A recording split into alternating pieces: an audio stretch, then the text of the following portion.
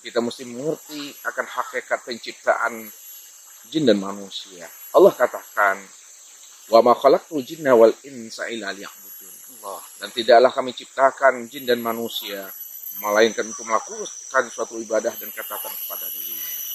Namun hakikat ubudiyah, hakikat ibadah dan ketaatan yang kita lakukan itu sebenarnya adalah untuk melakukan suatu musyahadah, yaitu menyaksikan akan kewujudan Allah. Kalau kita telah menyaksikan akan kewujudan Allah, maka hakikat musyahadah itu adalah liqa. Hakikat penyaksian itu adalah berjumpa dan bersua.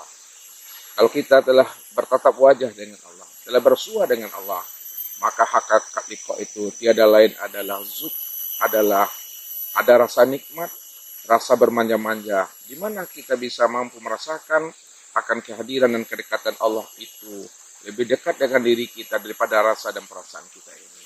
Maka sebagai seorang yang ulul albab, tentu ia mampu memahami akan wujud kehadiran Allah itu pada dirinya, jauh yang tidak berantara, dekat yang tidak bersentuhan.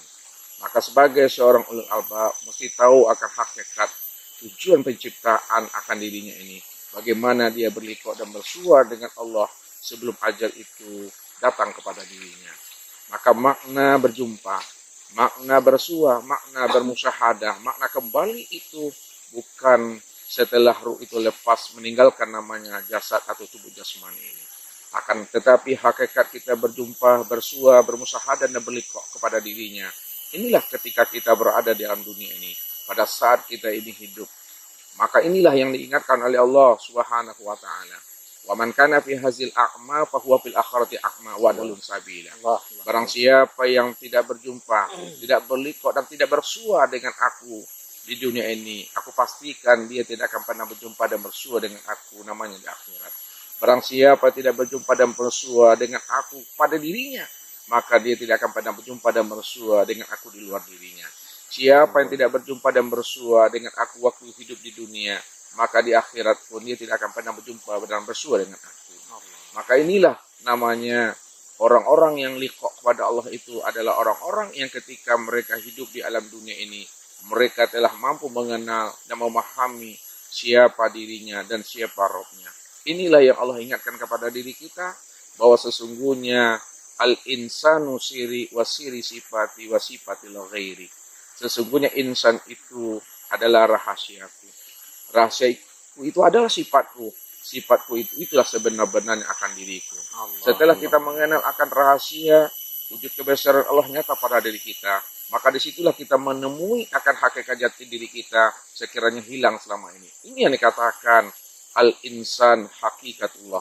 Insan itulah hakikat yang sebenar-benarnya hanya wujud Allah itu.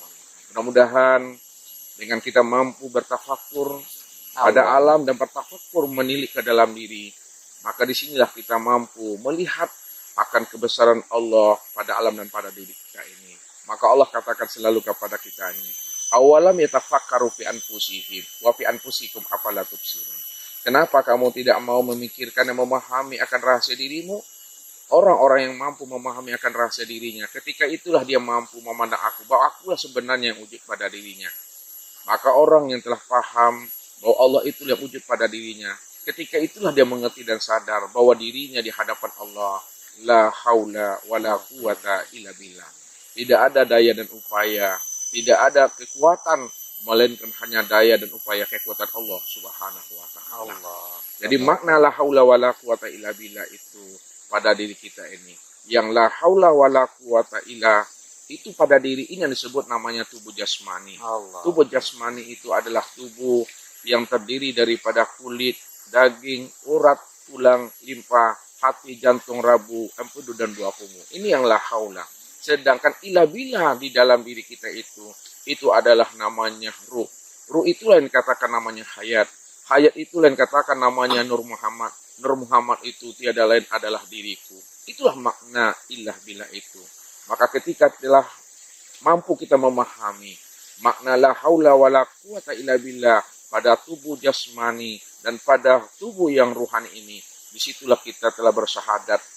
Disitulah kita telah menyaksikan Allah pada diri kita ini. Ini yang disebut namanya syahadat diri. Syahadat diri itu adalah la maujud bil haqqi ilallah. Tidak ada lagi yang wujud pada batang tubuhku ini. Dan tidak ada lagi yang wujud pada ruh ini. Melainkan yang wujud pada batang tubuh dan ruh ini. Melainkan hanya Allah subhanahu wa ta'ala. Maka Allah itu betul-betul nyata. Zahirnya berupa tubuh. Dan betul-betul nyata. Batinnya berupa ruh. Maka kumpulan tubuh dengan ruh. Ruh dengan tubuh. Ini yang disebut namanya dengan hakullah itu. Yang sebenar-benarnya nyatanya Allah subhanahu wa ta'ala.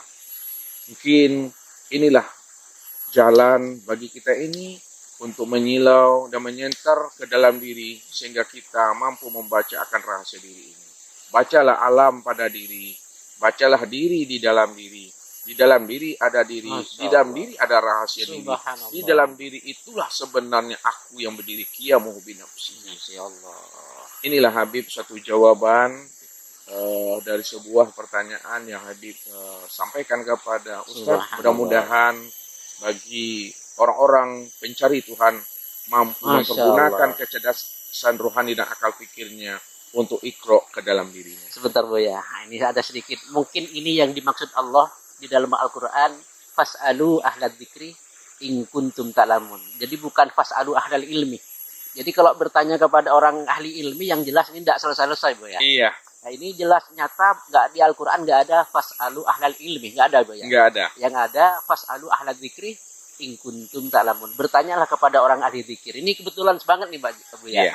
Ini ternyata yang dimaksud ahli dzikri ini panjenengan Buya nih yang bisa memecahkan pada hakikat pada siang hari ini Buya. Masya Allah tabarakallah. Monggo dilanjut Buya. Ya alhamdulillah.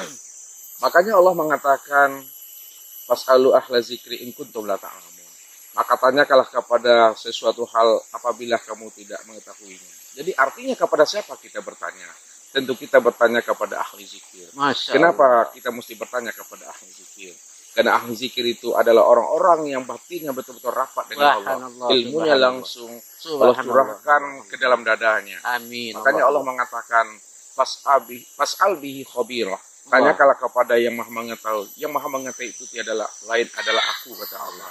Maka jalan untuk bertanya kepada Allah sebagai orang yang ahli zikir atau ahlullah itu Allah minta kepada kita ini satu saja. Wattaqullaha wa yu'allimukumullah. Benar-benarlah kamu bertakwa kepada aku, maka aku akan mengajarkan kepada kamu ilmu hikmah yang tidak pernah kamu ketahui. Masya Allah, barakallah, barakallah. Mudah-mudahan kita ini selalu dibimbing dan dituntun oleh Allah sehingga kita diberikan namanya ilmu hikmah. Mayutil hikmata mayyasha faqad utiya khairan katsira. Barang siapa yang Allah berikan kepada diri yang ilmu hikmah, maka sungguh dia telah mendapatkan ilmu yang sangat luar biasa yang tidak sebanding dengan nilai dunia dan seisinya ini. Inilah rahasia kesempurnaan seorang ulul albab yang mana hati dan jiwanya telah terpaut dan terpatri kepada Allah Subhanahu